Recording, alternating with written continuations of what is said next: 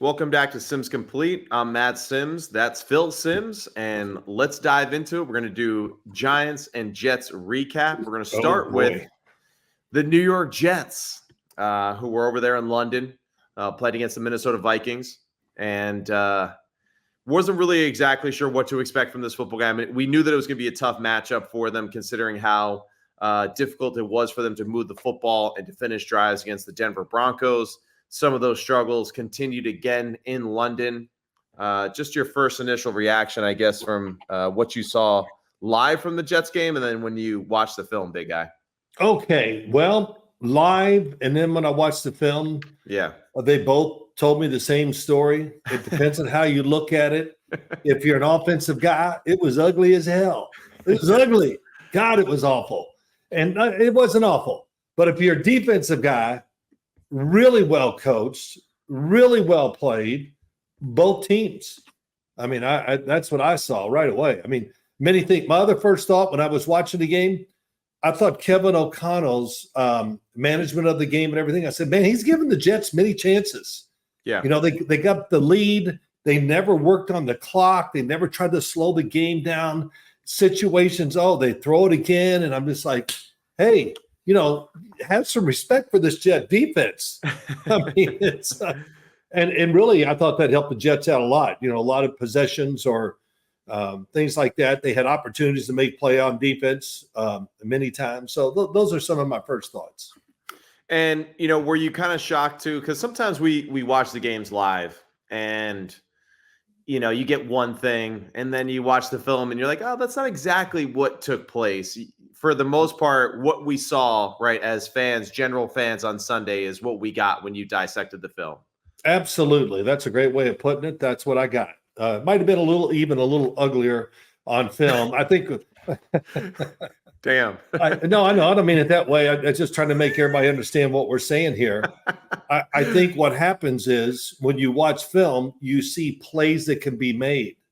Right. By both sides. But most of the time for me, I see plays that are there for the offense and they don't make them, right? Or don't try them or don't see it, that type of thing. So, so there were a few there, but you know, it's like this, Matt.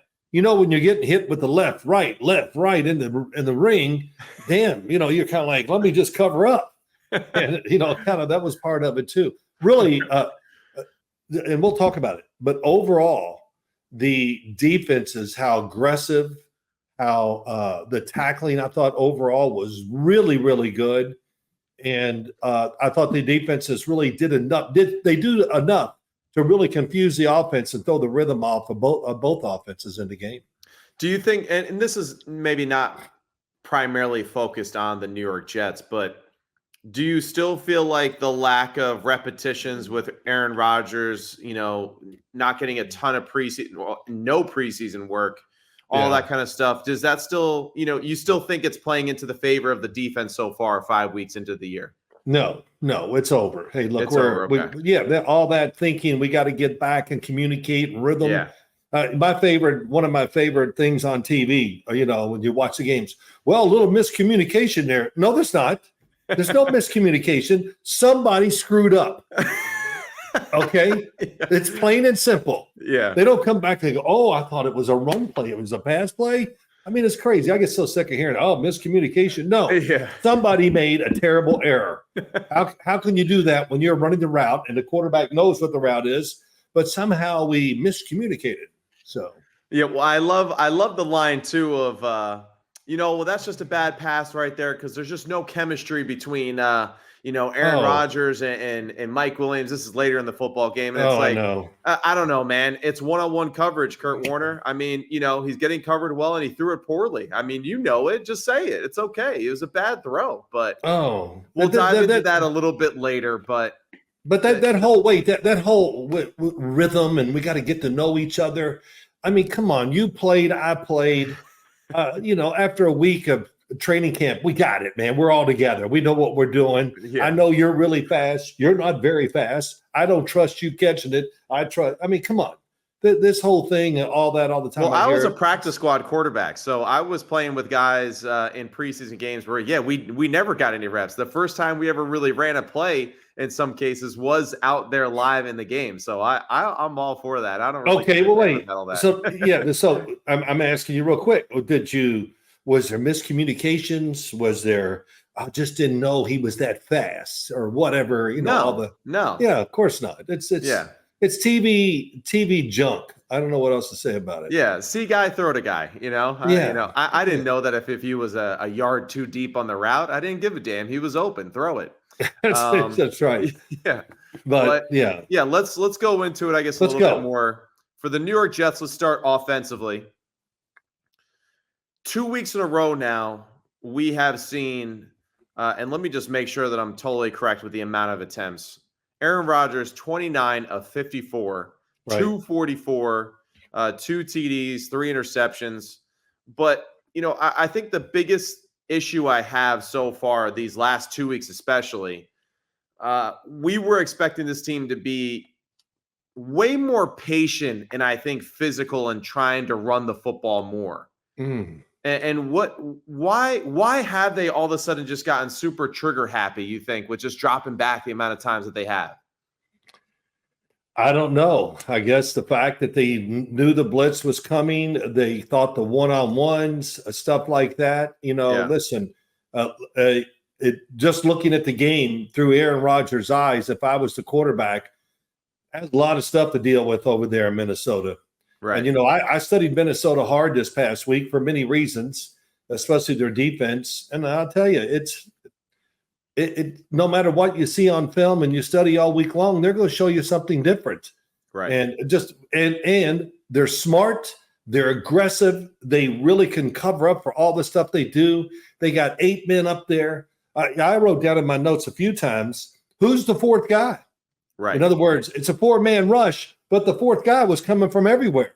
Yeah. That was it was almost like a 7-man blitz because the fourth guy was either getting against the running back. I will say that the Jet running backs, they stood in there and they blocked for Aaron Rodgers in those blitzes. That was pretty impressive. Yeah. So, yeah, I mean, I'm going to go back to your point. Play the game. Just play along a little. The Jets had so many chances to win that game. And what I mean by playing along, don't be in a hurry. Don't just, like you said, let's run it. Let's pace the game our way and make them, hey, we just can't come out here and get them in third like we like to and show you all of our new stuff. Yeah. Make them kind of defend you differently. And I never saw that. I never saw the fear in Minnesota's defense in that game. I really like that point that you make because it's like it's so real to me. It's almost like they're getting impatient, right? They really are. They're like, well, it's only 3-0. We have Aaron Rodgers at quarterback. We should have 14 points already. Like, look, and I agree. Like they're losing their patience in their running game. Even on some of the runs too. It's just like if they run for 2 yards, Aaron Rodgers has body language like they just lost the game, and it's like I don't even understand why he's reacting that way. Like, okay, yeah, the left tackle or the tight end or whoever, maybe they could have blocked a little bit better on the play, but like relax, all right? It's a gain of 2, move on to the next down. It just I agree with you. I think there is just a lack of patience and a lack of awareness of like the reality of what your football team is, as a whole. And I continue to be impressed with Braylon Allen.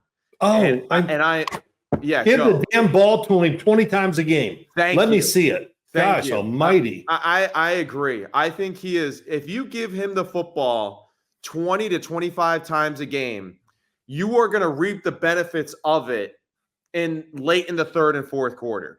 And I think that's what the Jets are missing out on here so far in this season.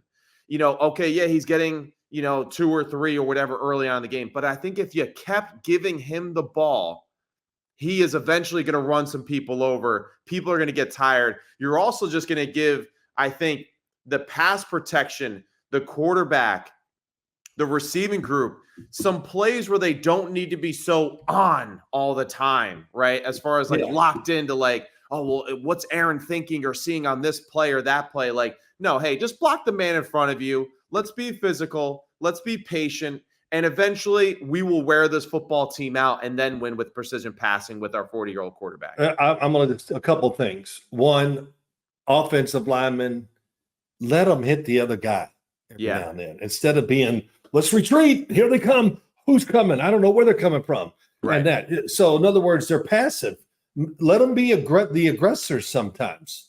Great point. And it's so we need to see that. I things I wrote down. I did write that down about Kevin O'Connell, so I kind of already hit that. But the secondary for the Jets, their coverage, listen, they were all over those receivers. They were super aggressive. Of course, they got called for quite a few penalties too. But I never got the feeling that those penalties were killing the football team either. But their tackling was tremendous. The running backs, like I said, were hanging in there and picking up blitzes. That was good. And the last thing I came away with, when I see Aaron Rodgers make a play action fake from under center, I go, he did one early in the game. I didn't even remember it until I watched the film, and I went, man, that looked good. Right. I mean, it gave him some rhythm, and I forgot what the exact play. I didn't write it down, but somebody was open, and he had space to throw it in. So if you're running the ball, now the play action passes, there's nothing like the rhythm, and I've said this before, I'm going to say it again. When you get the call in the huddle, Matt, and they send it in to you, and it's a play action fake, you go, oh, yeah, man, this is going to be cool. I'm going to hit it because it's play action. Yeah. And it's not the fooling the defense. It's nothing but the rhythm for the quarterback. Agreed. It really is something there. Yeah. Separation. Can it make the defensive line hesitate for a half a second? I think so. And that half a second and the depth of the drop and the play action fake, we got a running back now who's running up in there who can block somebody who's blitzing, and we can be more productive in the pass game. So yeah. It's a great point. And I think that is something that is missing to me when I watch this team on television, on film, is those, it's like it's coach speak for everyone at home, but it's the 3-level vertical play. So it's a guy deep, a guy in the middle, and then a guy in the flat. And, when you layer plays like that, like you're saying, big guy, it's easy to see. It's easy to dissect information quickly. There's no extra thought as far as like, oh, I need to throw it here. Or like, hey, there it is. Over under on the flat defender. All right, flat defender bid on the flat. Okay, we're throwing over his head. Done. Move on. Right. Right. And with Aaron's skill set, his ability to be a magician in the backfield too, with his play actions, he's phenomenal at it. And this is, I think, one of his main strengths that the Jets are not tapping into enough. There's too many just straight, we're going to line up in 3-by-1 or 2-by-2, and we're just going to do drop back passes with 5- and 6-man protections, against this very complicated defensive front. And that, to me, I think is actually limiting their ability to be dynamic on offense. And again, we discussed this last week, but again this week, their route combination is so it's like it's not even basic. It's below that. It really is. It's so old and so I'm sure Flores watched and was like, man, it's impressive. Aaron Rodgers, he's a Hall of Famer, but they really don't do much on offense. And guys like Stephon Gilmore, they're going to be all over that. Stephon Gilmore was playing the back shoulder fade before Mike Williams was. That tells you everything right there and why it is a problem for this offense going forward. So just one thing. Go. There's no secrets. They have no secrets. There's no deception. Everybody knows. Here's what they're going to do. Come on. The greatest example of all was what? Yeah. Van Ginkel. Of course. That play alone tells you everything we needed to know. Yeah. That they were all over it. And, man, he is – you're talking about pickups during the offseason. Van Ginkel and Jonathan Grenard. Yep. Holy Christ. I mean, I actually am going, well, what the hell was Houston thinking? Could have got him a lot to – what were you thinking? Yeah. He was tremendous last year for him. And I don't know, maybe they who knows what, but I just Very impressive, both of them. Yeah, and I mean, Stephon Gilmore, Ivan Pace Jr. played well. Harrison Smith again. he's an ageless wonder himself at the safety position. It's just Josh Metellus. He's another player where he didn't make like huge plays in this one, but he just seems to be everywhere. It seems like for them. Even Byron Murphy Jr. He's starting to come along too this season. Like it's crazy like how talented this crew is. Yeah, the other thing is just some other stuff. I mean, Minnesota's defense. I mean, the 8-man blitzes. The add-ons. In other words, who are the 4 that are going to come? The 5-man blitzes. The thing about them is they play man behind it. They play zones. They do it all. And I think one of my last things is they had Sam Darnold on the ropes too. Totally. Gosh, dang. I mean. Boy, I what the hell's Kevin over there? Well, let's let Sam throw it again. He's really got it today, and I'm not blaming him because it was rough for Minnesota's offense. Like I said, I'm doing the same thing for them. Yeah. Can you just hand the damn thing off more, and let's quit trying to score 40? 25 is going to be plenty against this Jet team. 20, whatever, and so that's something I'm going to keep an eye on. I guess once you get so used to just tearing up every defense for yards and big passes down the field, that when it doesn't happen, you go, well, we'll get it. Let's keep going. That's a great point. Yeah. And the point is, if the coach is sitting upstairs should be going, Kevin, we're not getting open. They're all over us. Yeah. But that didn't slow. They would show shots at Kevin O'Connor's sideline. He's going down that list. I mean, he didn't give up. I'll give him credit there. He didn't give up. But the main goal is to what? Win the damn game. Right. So if you got to kneel on the ball and so we won't make a turnover, do it. But, I don't know. I think we kind of hit all the points about this game. And really both teams relatively the same across the board statistically. First down, 17 both. The Jets had more first downs passing the football, 13 compared to the Vikings, 8. Rushing first downs, Vikings had 2, Jets had 2. It's just third down efficiency, both teams. The Jets 5 for 17, the Vikings 4 for 13. So, I guess the main theme that we realize for both of these teams is one, both of their defenses are really outstanding. They're outstanding, and they're the catalyst for both of these teams and their success right now. They're outstanding, Matt, in different ways. The Jets can just line up, and they don't have to trick it up as well. Maybe Minnesota could. I don't know if they could quite do with the Jets. The one thing I'll say this that came out of the game that makes me think this. Yeah. The Jets, it's early. They're 2-3. And I think somebody said if they win Monday night against Buffalo, they'll be in first place. Right. Whatever. I don't look that far ahead yet. I'm trying to get over the I had this past weekend. But, after watching their defense and still seeing the hope in this offense, what they can do. And the last thing I'll say to you, I don't know how it was for you yesterday. You didn't even stop over. So I know you were tired from working all day Saturday. Yeah. But these London games, now I couldn't do this every week because by the time – and, of course, Pittsburgh, they get rained out or the game's 80 minutes late or starting. I'm like, I was exhausted watching all that football yesterday. I agree. It's always a late night for me because I do Sirius XM Sunday nights to do the NFL Rewind. So I'm not going to bed till like 2:30, 3 o'clock in the morning anyway. But the other thing is what? I'm up early with my young son, so I was actually okay with the Vikings game, and even he was like kind of like, "What are you doing, Dad?" I'm like, "I'm watching the game, son. Like it's on already." Well, the bad thing is you were working Saturday, and the college football games, it was addicting the whole day. I mean, it was unbelievable going, Alabama, just the teams that were losing. Oh, I know. And of course, it's such bad football. It's good football.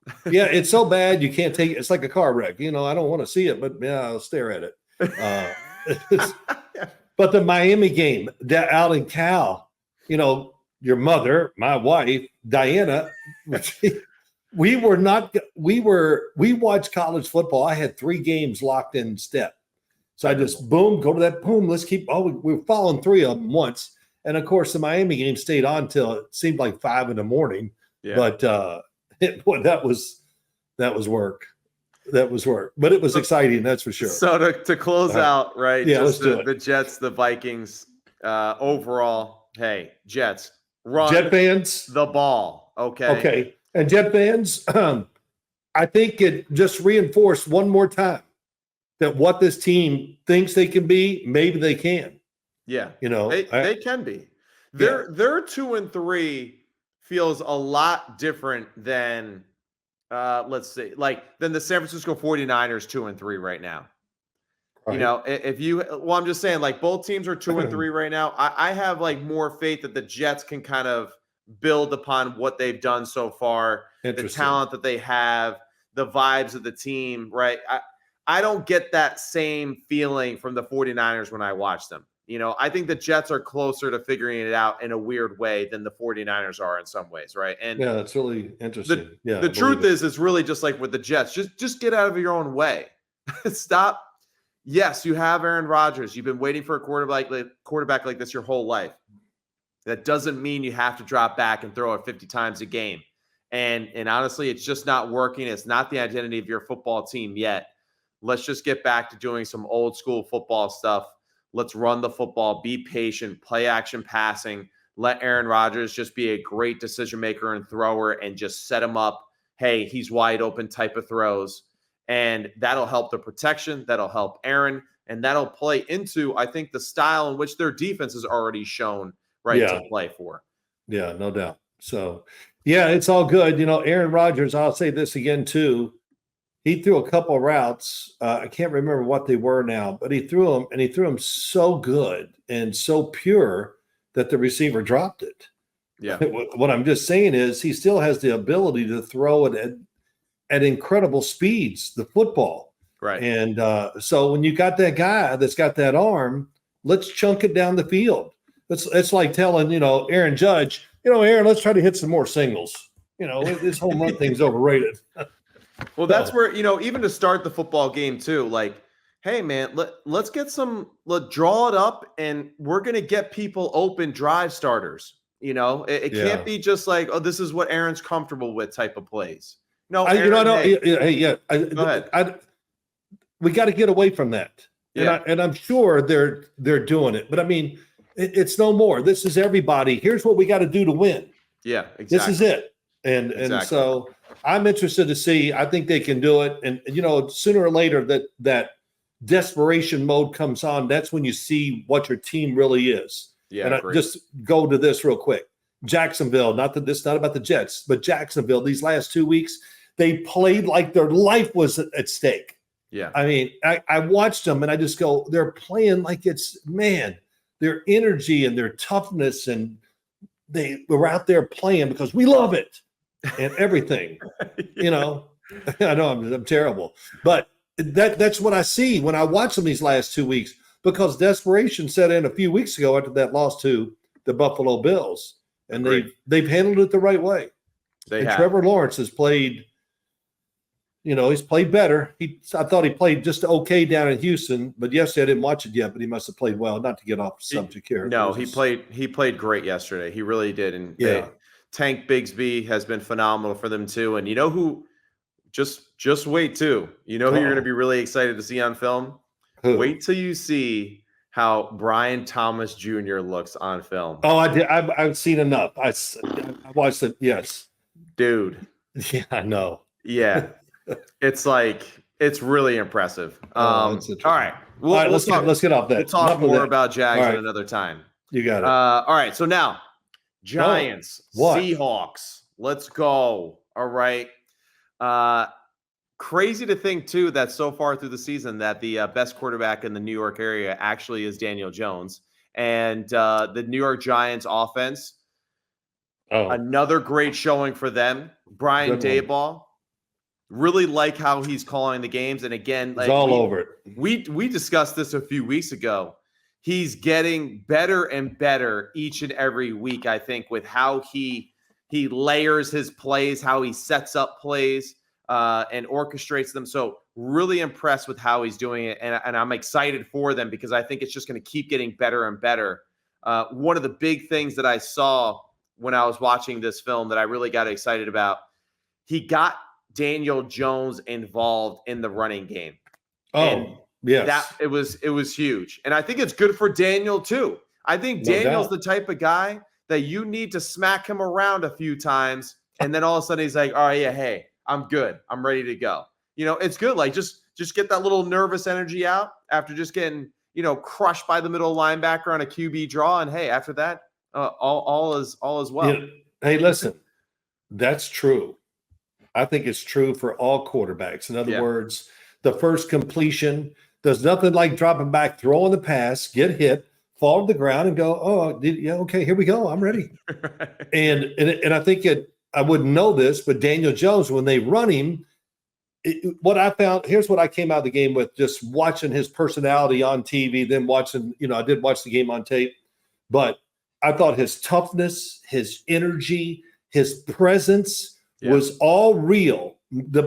Honestly, maybe the best I've ever seen from him. I agree. And he didn't talk. It's not about, it's just that, hey, he was, man. And I think the players, and I know they felt a little desperation being, 1-3 and losing some tough games, whatever. They had the emotion that went with it, and they were missing guys. So I don't know. Does that energize your team more? Because they know if you're not doing it, we got to pick up for them not being here. And, so many things. But to go back to what you're saying, Brian Daboll has tried it and done this every single game with Daniel Jones. Yeah. But for some reason, this game, it really hit because they were hitting passes with it, and it just had a great flow about them as they were playing against Seattle. And let's just kind of go through first drive of the game for them. 16-play drive, 79 yards, takes 10 minutes off the clock. Love the different formations, a way they attack Seattle. Really put them in binds, right, as far as just like scheme-wise what they were doing. Right. The quarterback draw for 8 yards. A screenplay to Tracy for 18, excuse me. Then on first down, they come back and they throw another screen. It was to Gray. The screen pass to Gray for the first down. They come back on first down. They run another screen to Gray for 19 yards. So back-to-back plays where they're ripping off 15+, right? Yeah. They come back again on another first down quarterback draw. Later in that drive, Daniel Jones pocket movement to Gray for 13 yards out of the shotgun. Beautifully looking play and movement by the quarterback. And then on that same drive, they're lining up for the 4th and 1 at the goal line, and Eric Gray fumbles the football going into the end zone, and it's returned for a touchdown for the Seattle Seahawks. And it just of course, I was yelling at my television when that happened, because it was just like, damn, like they were kicking their ass. Yeah. And of course that happened. They come back out 3 and out the next drive, but then an 8-play, 81-yard drive for a touchdown to follow that up. So the theme was that they were kicking their ass early, and after the 3 and out, they got right back to it. And just good throws by Daniel Jones. Tracy, I mean, what'd you think about what you saw from Tyrone Tracy and how he played?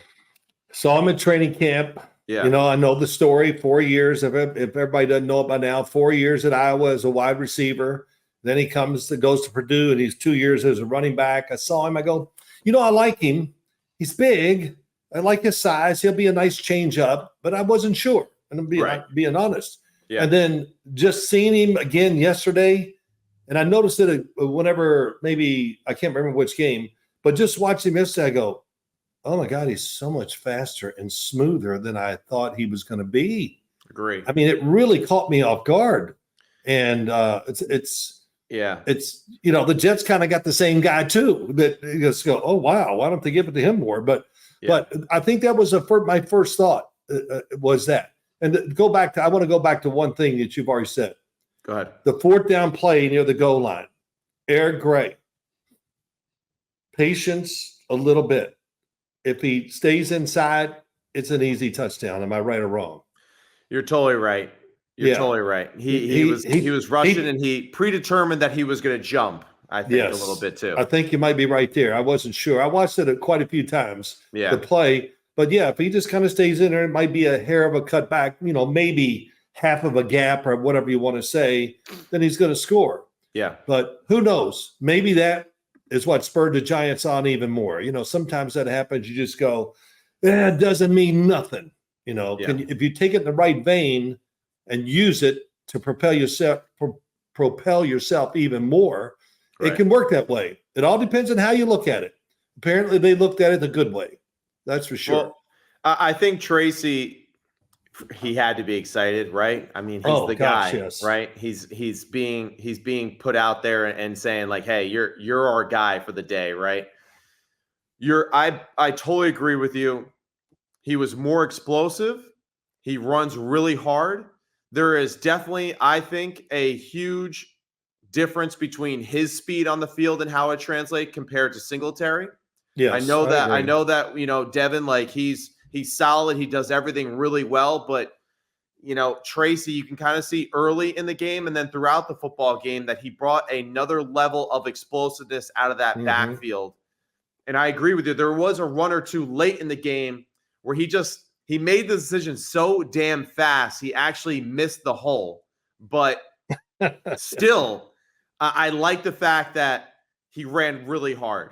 He ran really hard. He showed off some speed. He was really physical too on a few runs that they needed.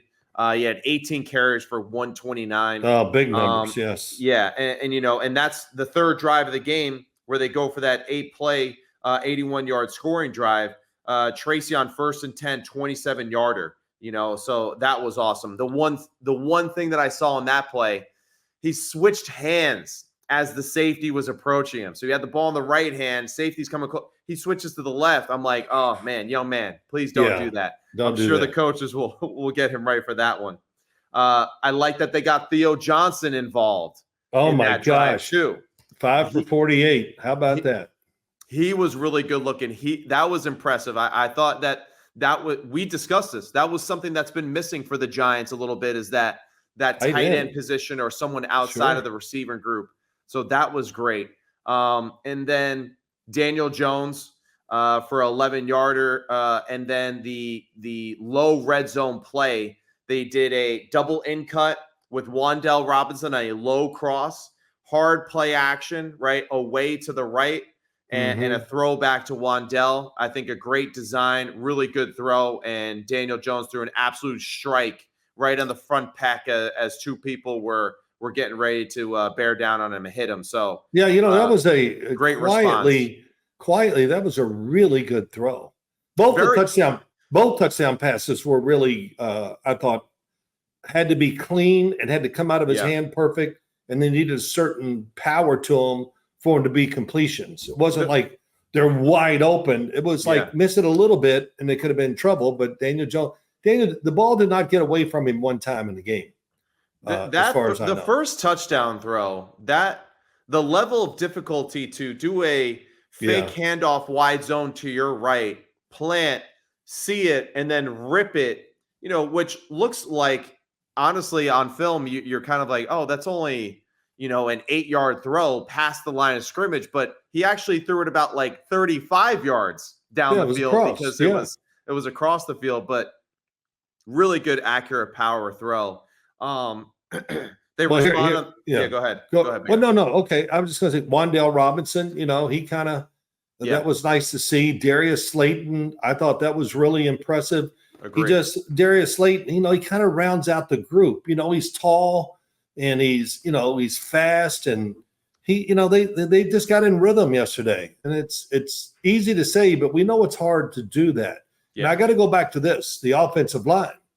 I thought overall, I'm not going to say Daniel Jones had all day to throw, because he didn't.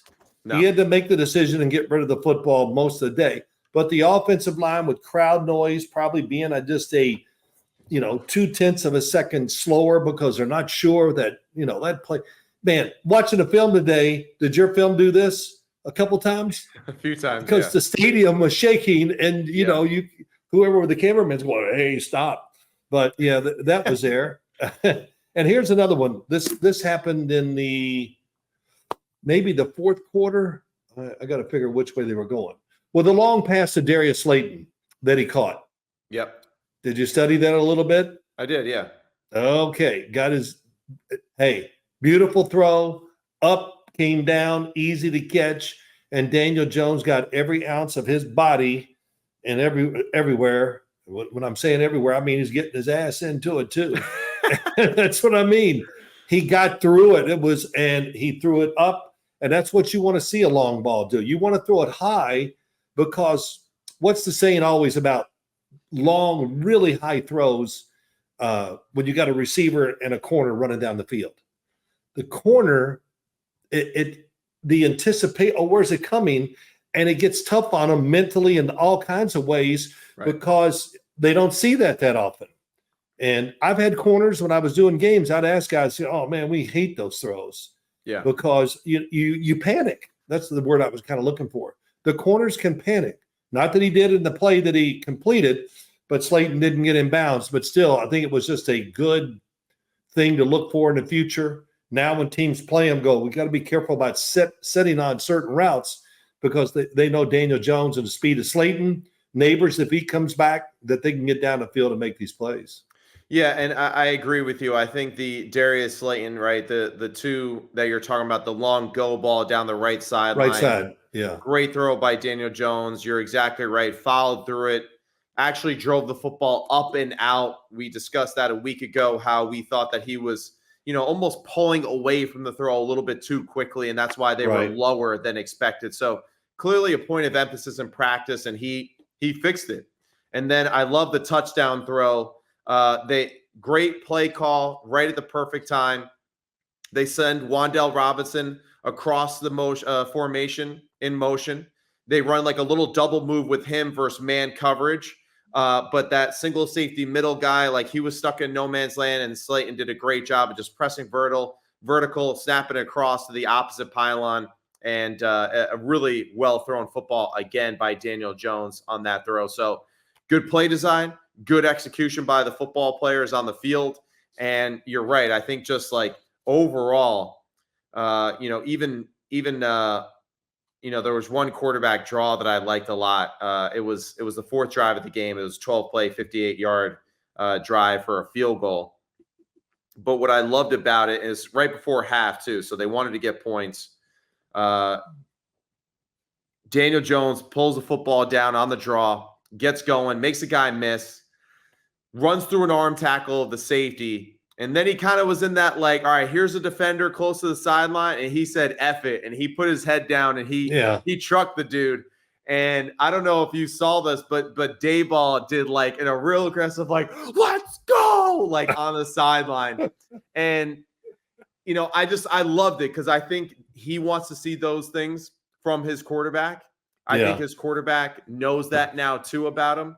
Yeah. And, you could see some fire, like you said, from Dayball, from Daniel Jones on the sideline. Like there was a lot of aggressive conversations going on, but I think like in a healthy way, not in a negative way. And I thought that was like a great sign for this football team. I agree in all things there. Yes, it was true. Let me get a few things here about the Giant defense. Yes. I'm drawing such a blank. The Dallas Cowboys.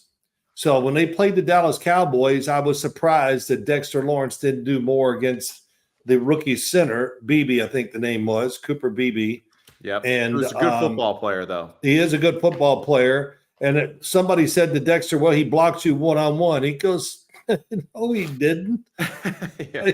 And she said, he was on the line going, help, I need help, before the ball. I guess he was saying this before the snap, help, like somebody help me here. Right. Don't want it because he was lining up. But I thought it was pretty cool what the Giants, Dexter Lawrence, 3 sacks. And he did it over center. When he did get the one-on-one, he just blew him right back into Geno Smith and got the sack. And then I think he got one. I'm not sure. I can't remember now. Did he get one over the guard where he moved into the guard?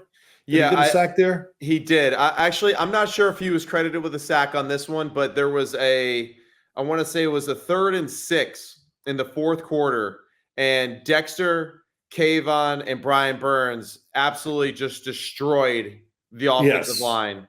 Each guy had a meeting at the quarterback. But, yeah, Dexter was lined up one-on-one with the right guard, and the right guard did the best that he could, but he was skating backwards for 6 yards right into the lap of Geno Smith.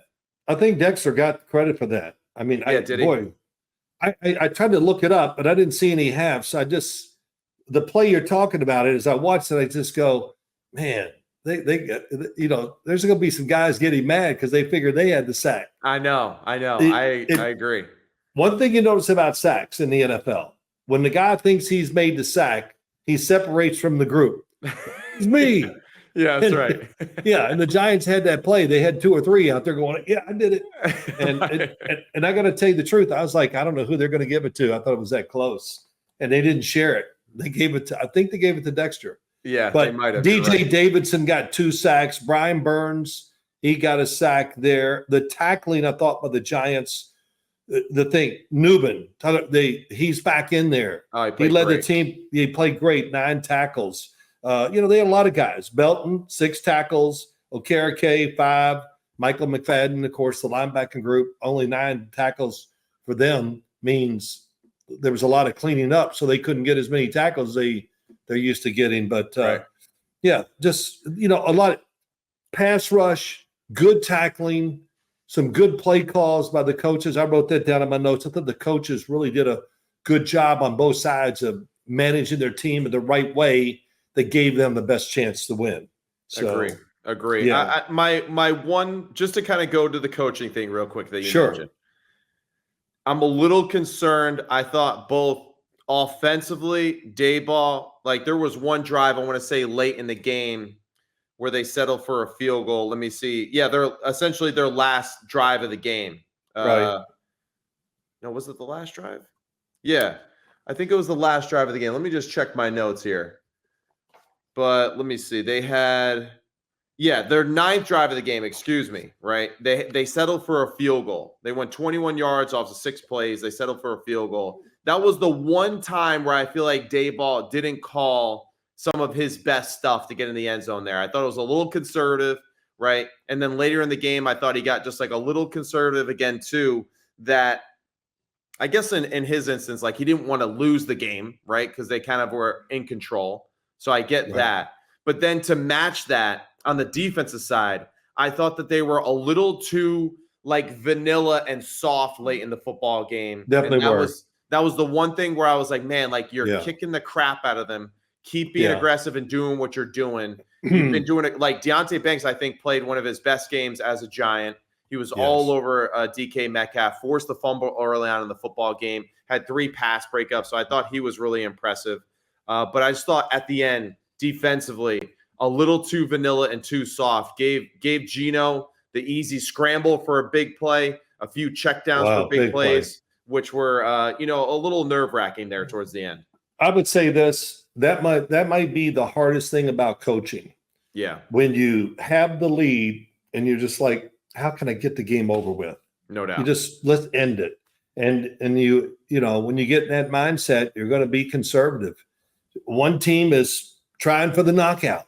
He knows he's not going to win on the cards.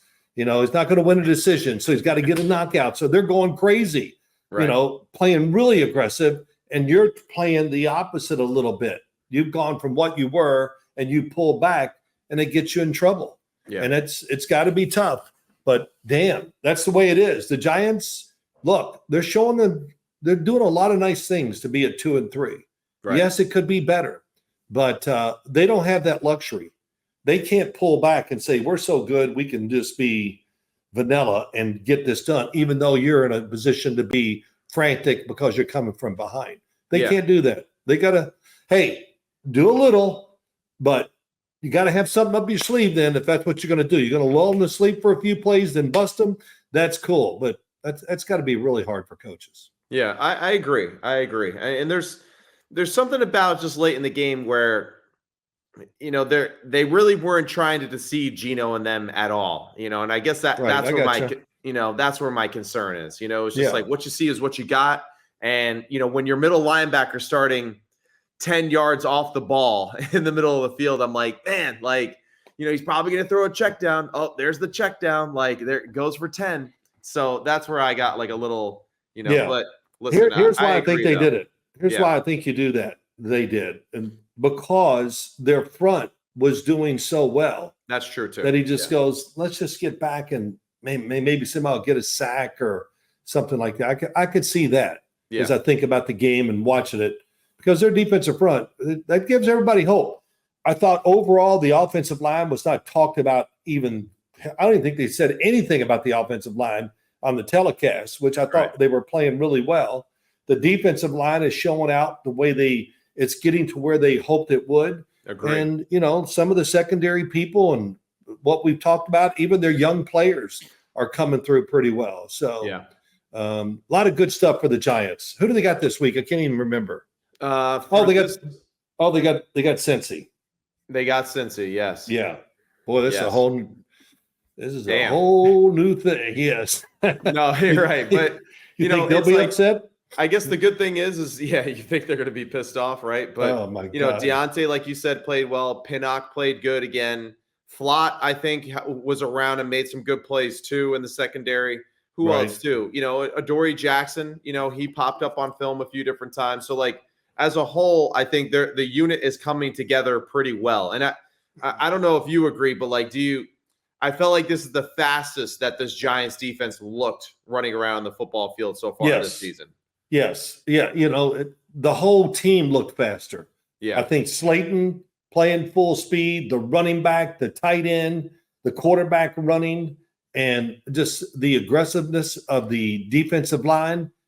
It did. It's like, okay, we got it. We've learned everything. Yeah. Now we got to apply it. Yeah. And so it was really, really good. And, you know, I don't expect the Giants to go 12-5, 11, whatever. But they're showing that the coaching's really turned it up. The draft picks are coming through for them, and they've gotten more aggressive. So good. If you're a Giant fan, it's you got to have some good hope. I think it's really turning around for them. Like, I know that Daboll always is a pretty energetic, guy on the sidelines, but I would say that the past 2 weeks he has ramped it up another notch, and he's getting after it. He's saying F it. We're gonna win these games. I don't care anymore. Well, you know what? That's who he is. Come on, that's who he is. I know, but like, I know, but no, but I'm right. Yeah. No, but I'm saying it's just let it out. Exactly. That's what you really want to do. Yeah. So don't act like you're Mr. Johnny Head Coach. Yeah, right. Keep Brian Daboll on the sideline. Right. Exactly. I know. Curse the players out when they get off the field. Whatever. that was the best. There was one moment in this game too, to start the second half, a 3rd and 5. Daniel Jones makes a really good throw to Wan'Dale Robinson right across the field, and Wan'Dale drops it right on the 3rd and 5, and you could see Daboll on the sideline walking by him like, he was. I know. Wan'Dale's not even up. He hasn't even rolled over yet, and he can see he was MFing him, and man, it was very funny. It really was, and I love too the post game. Wan'Dale is over there with like Instagram Live, and all of a sudden you hear Daboll just go, "Hey, don't post that shit."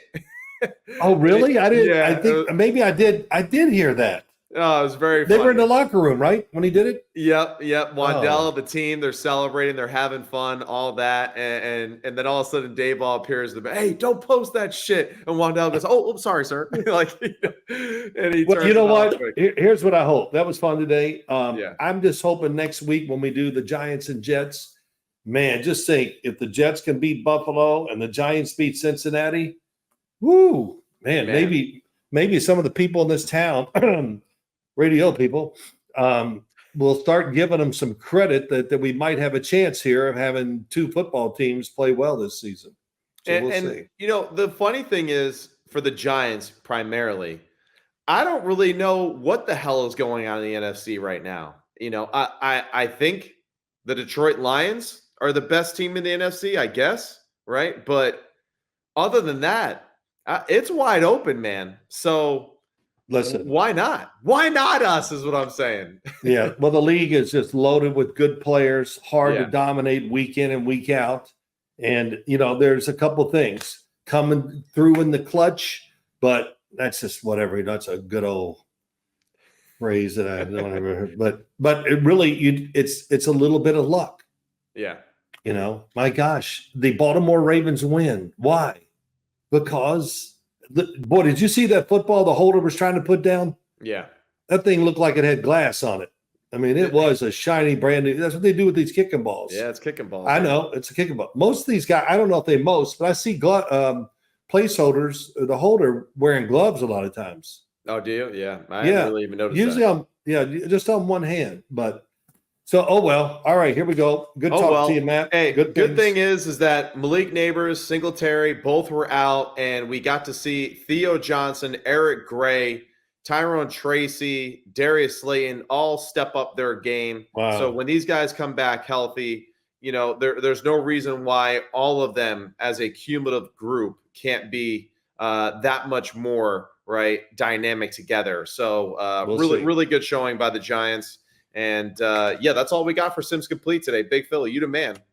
And check us out, Sims Complete on Instagram, Twitter, Phil Sims on Instagram and Twitter.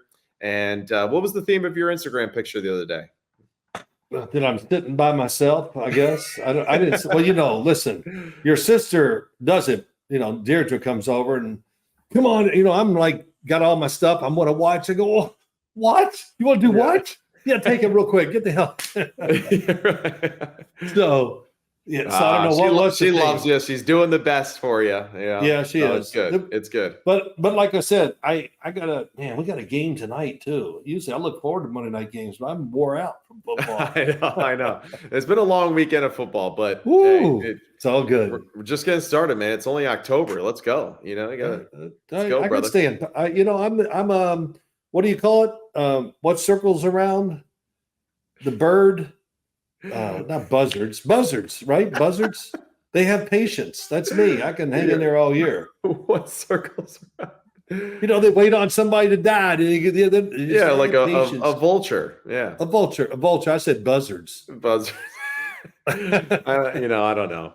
I don't either. All right. Hey, I got to go. That's a good way to close it out. Yeah, good. All right. See you. You the man. Right, man. That's all we got from Simpson Complete. We'll see you later this week. We're going to do our top 5 quarterback rankings from the previous week, and we'll be back soon later this week for that episode. See ya. Amen. Toodles. See ya. You the man, right. Phil.